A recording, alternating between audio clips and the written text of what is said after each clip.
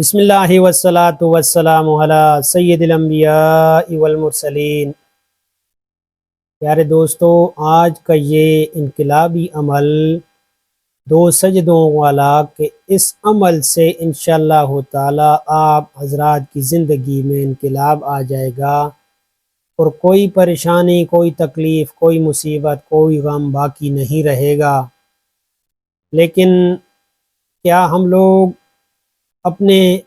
اللہ کے پیارے حبیب صلی اللہ علیہ وآلہ وسلم کے بتائے ہوئے طریقوں پر عمل کرتے ہیں یا نہیں؟ کہ جب بھی کوئی مصیبت، پریشانی اور تکلیف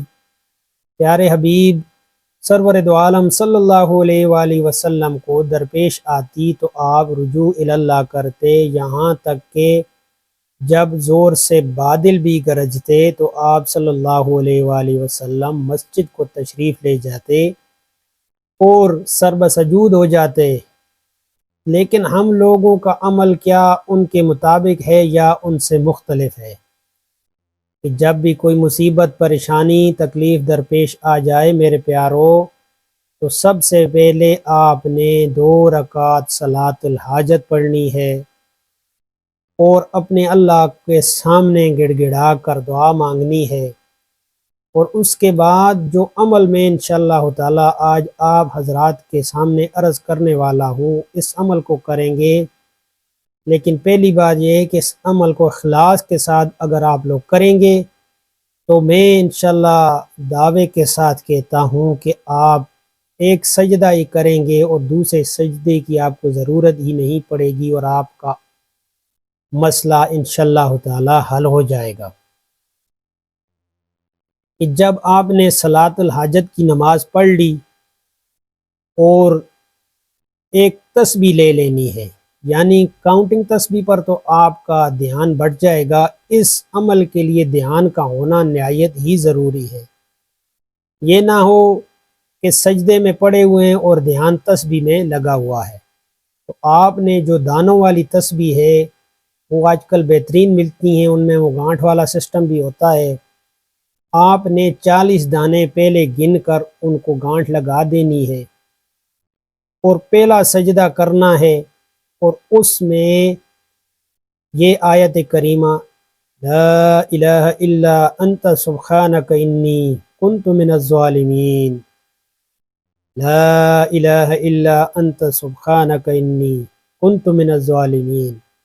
اس آیت کریمہ کو 40 دفعہ پڑھنا ہے۔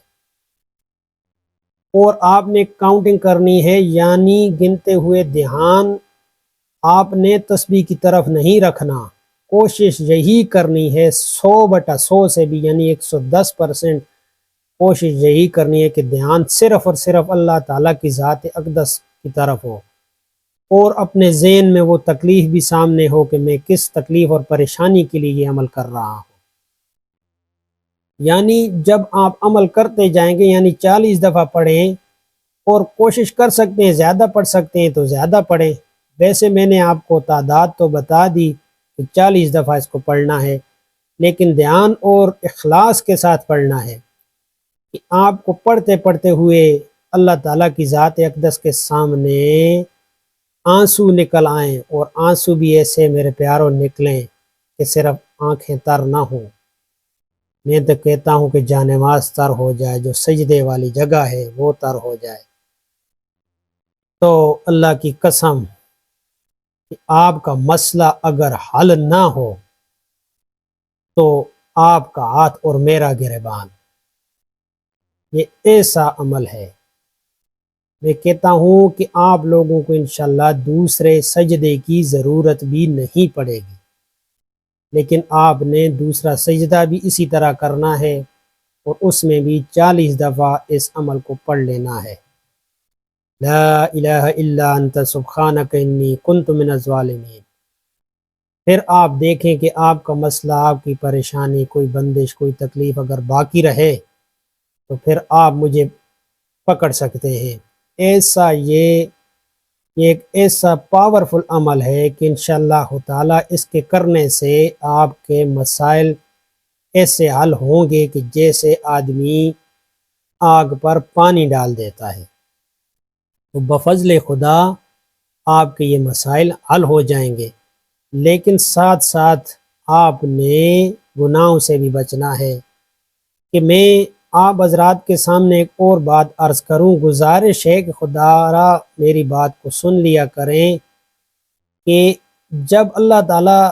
فراوانی کرتا ہے تو ہم لوگوں کا دھیان اللہ کی طرف بالکل بھی نہیں ہوتا، لیکن جب اس کی طرف سے سختی آتی ہے تو ہم پھر اللہ اللہ کرنا شروع کر دیتے ہیں۔ یعنی ہم لوگوں نے، اللہ معاف فرمائے، نعوذ باللہ استغفر اللہ، کہ ہم نے اللہ تعالیٰ سے بھی اپنا تعلق غرض والا قائم کیا ہوا ہے کہ جب غرض ہوئی تو اللہ کو یاد کیا، نماز پڑھ لی اور صلاۃ الحاجت پڑھ لی اور نوافل پڑھ لیے اور تلاوت بھی کر لی، لیکن جب غرض نکل گئی، مسئلہ حل ہو گیا، پریشانی ختم ہوئی تو جائے جی 5 وقت تو دور کی بات، کبھی ایک نماز پڑھ لی، کبھی 2 پڑھ لی۔ میرے بھائیوں، مسلمانوں کا یہ وتیرہ بالکل بھی نہیں ہے۔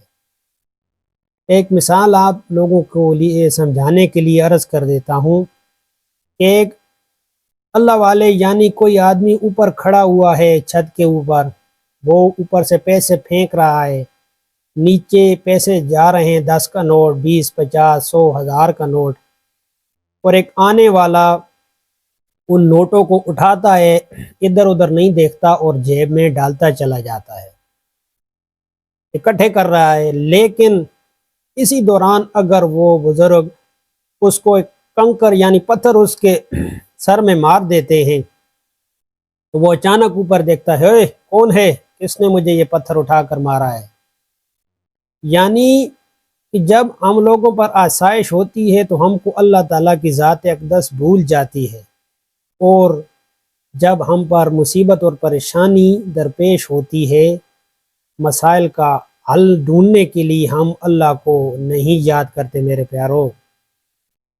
تو مسائل آپ کی زندگی میں کبھی بھی کم نہیں ہوں گے کہ جب تک آپ نے اپنے اللہ کو راضی نہیں کرنا۔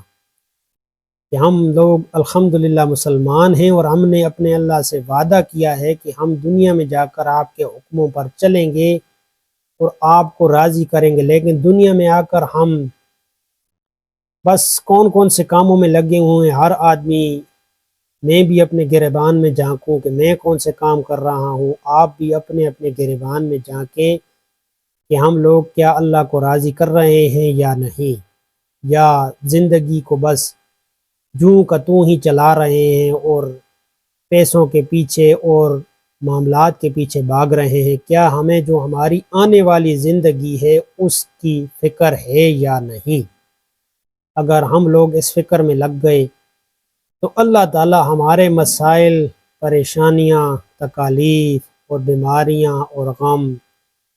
بالکل بھی دور فرما دیں گے میرے پیارو۔ اللہ تعالی ہم تمام مسلمانوں کو مجھ سمیت عمل کی توفیق عنایت فرمائے